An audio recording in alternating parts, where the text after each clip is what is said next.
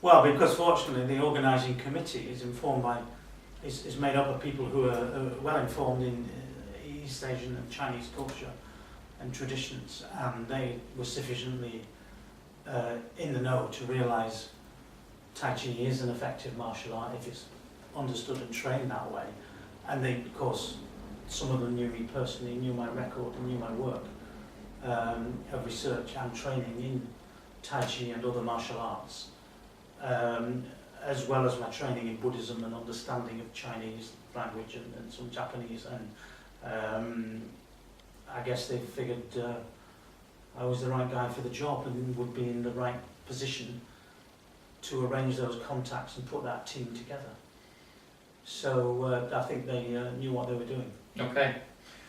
Because the first thing you think of isn't it kind of, immediately flying into this with like punches and kicks. It is actually involved. Yeah, well, that would be the last resort and the last thing you would want to have around His Holiness the Dalai Lama, or in any personal protection scenario, will be using physical force.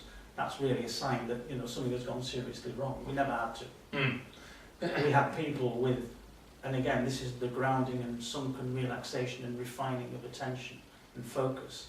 We had people who understood and read a situation, could assess people's mental state as they spoke, as they approached. Those are the things you read and learn as a martial artist and as a Tai Chi practitioner, to read your own body language, your own areas of stress and relaxation, and then read them, extrapolate that and read them in others. Look at someone's deportment, their body language, their way of movement, to betray how stressed and tense they are and what intent they may have. And you can read all that from body language.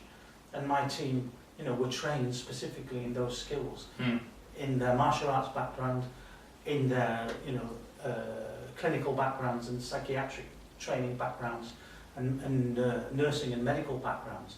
They were trained in those skills. And you learn it, a lot of those skills, in a refined martial art, in a sophisticated martial art like Tai Chi Chuan, like Aikijutsu, like Ninjutsu.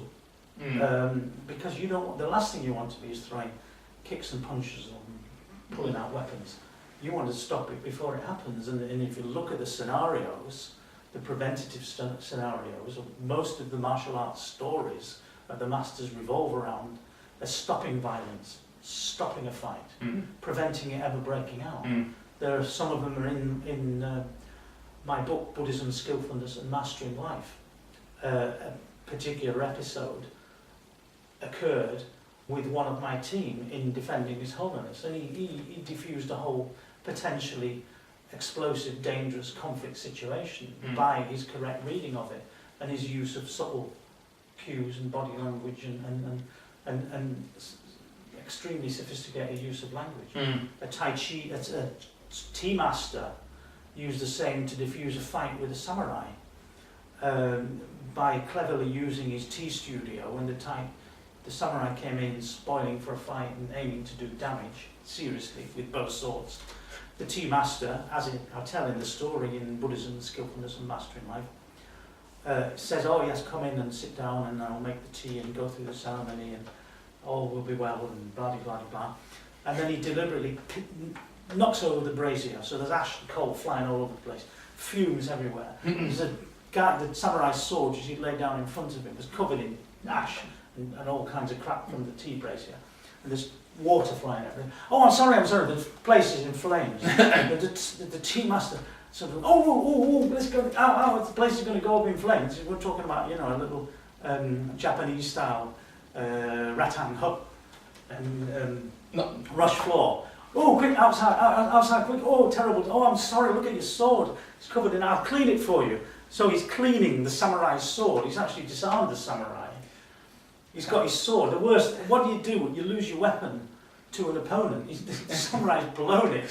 He's cleaning his sword. Oh, it's be good as new. Just give me, this blade. Oh, beautiful sword, by the way. There you are, I'll give you sword. And the samurai is so embarrassed, having come to assassinate the tea master and seeing that the tea master has disarmed him, just sulks away, says, thank you very much. I'll be leaving you now.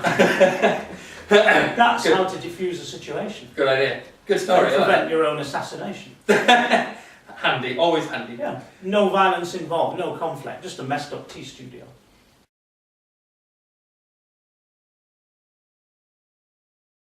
Absolutely, yeah, because that's what it's working on.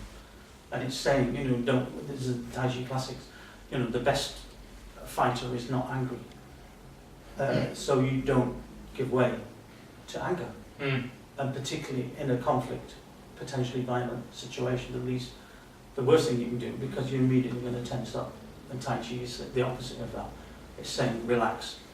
And that's a useful skill, driving a car or going about your business. Yeah. Because you never know when a situation is going to be aroused. I mean, it may not be an intentional conflict situation. There's an excellent story I give in the book in Tai Chi Chuan, Wisdom in Action, of a famous Tai Chi master, Chen Angtin's teacher, walking down the street in Shanghai, down the Chinese street, busy morning, with his student, and then out of a side street, a little soi, we say in Thailand, some idiot on a bicycle going full tilt, which is a familiar experience to people in Oxford, London and Cheltenham. Some idiot on a bicycle, usually me, going full tilt, and apparently going to plough straight into this aging Tai Chi master. The Tai Chi master simply turned, rolled back, displaced the incoming force, barely seemed to be touched by the bike.